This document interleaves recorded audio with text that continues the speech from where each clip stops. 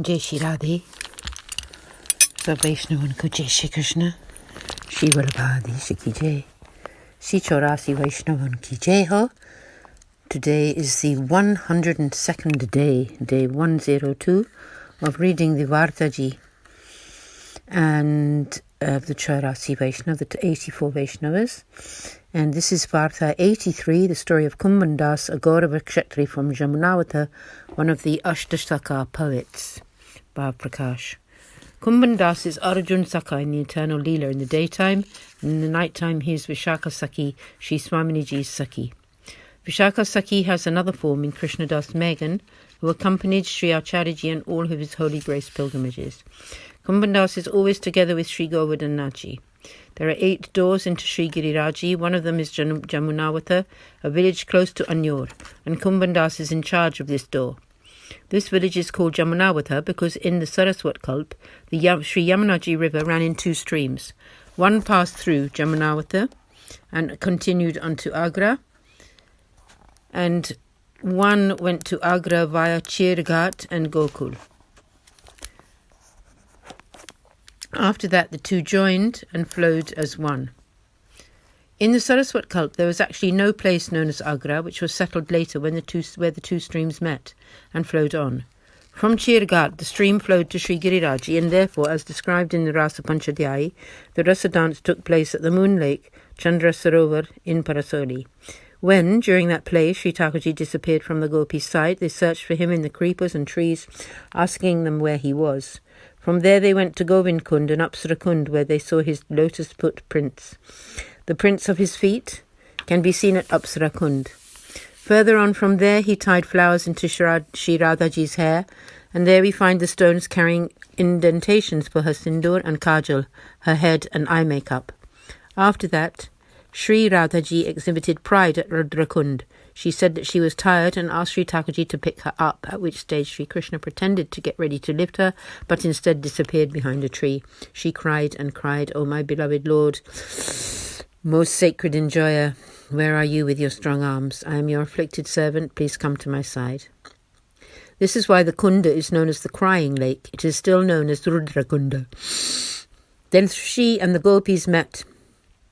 As they moved onwards in their search, they came to the Jan trees and asked them if they had seen their beloved. They moved on to Jamunavata and there sat by Sri Yamunaji singing the Gopi Geet, the song of the gopis, Srimad Bhagavatam 10:31. Sri Thakurji reappeared to them and they danced by the moon lake in Parasoli. Then they all felt tired, so they went to play in the waters of Sri Yamunaji.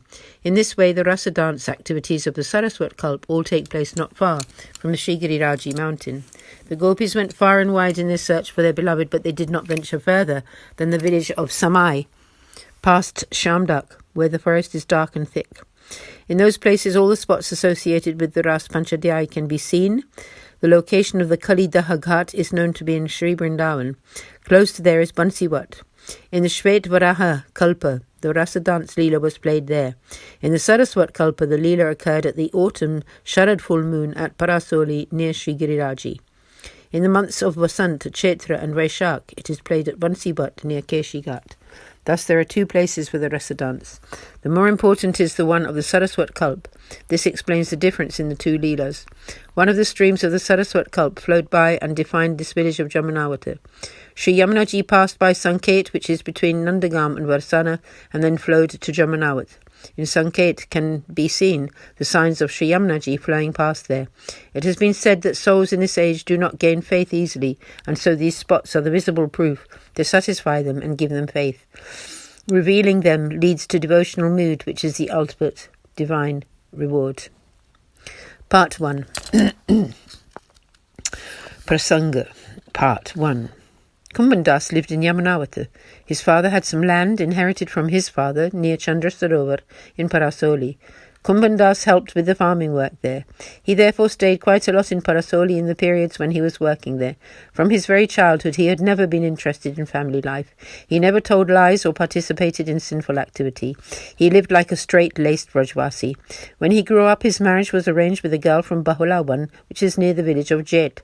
His wife was not related to the Leela. However, the company of great Vaishnavas like Kumbhan Das never goes unrewarded, and so ultimately she was uplifted. At that time, Sri Govardhanaji had not yet appeared on top of the Sri Giriraj mountain. It was after he did appear that Kumbhan Das came to the shelter of Sri Acharyaji, and then he became famous as an accomplished Vaishnava. Once on his Holy Grace pilgrimage, Sri Acharyaji reached a place called Jharkhand in the south of India. At that very time, Sri Govardhanaji spoke to him and said, "I have manifested in Sri Govardhanaji. Please come here and bring me out of my cave and worship me publicly, throwing light on my service." Sri Acharyaji went straight back to Vraj, from there interrupting his pilgrimage. There were 5 disciples of Sri Acharyaji with him at that time: Damodar Das Harsani, Krishna Das Megan, Madhav Bhatt, Narayan Das and Ram Das from Sikandarpur.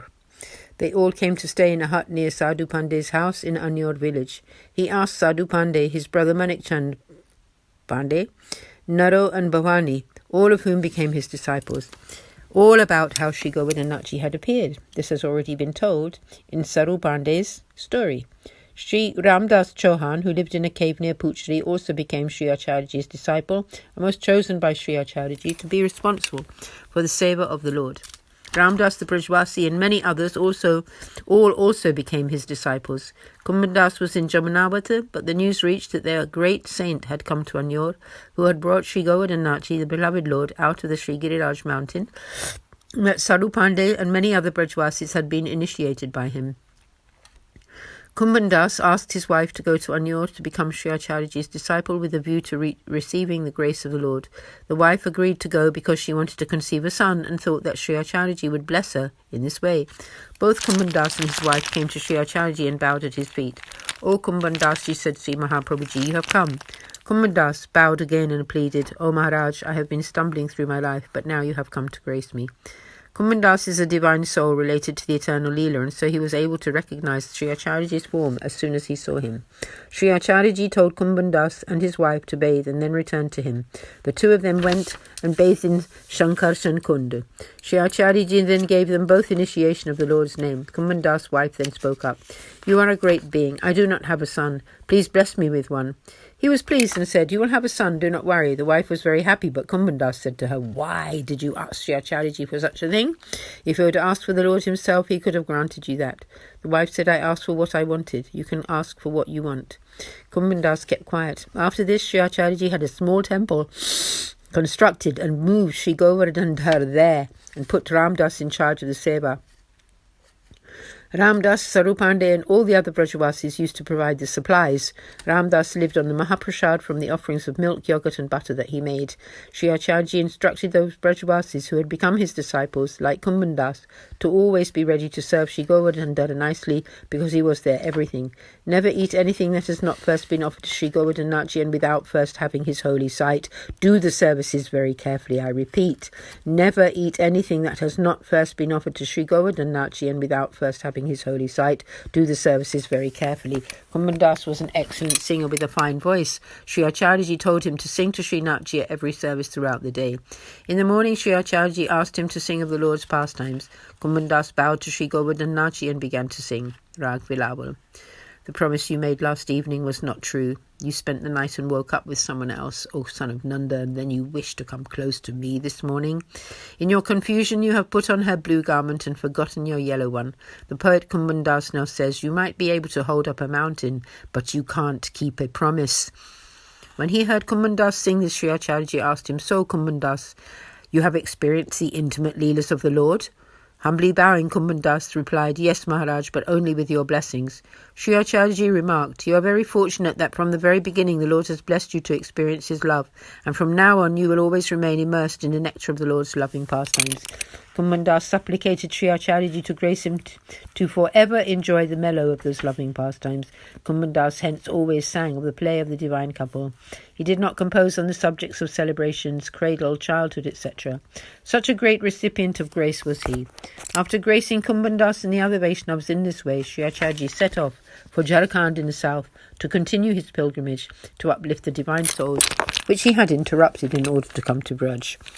So there, for today, we conclude at the end of Prasanga number 1, part 1 of Sri Kumbhan Dasji's Vartaji number 83.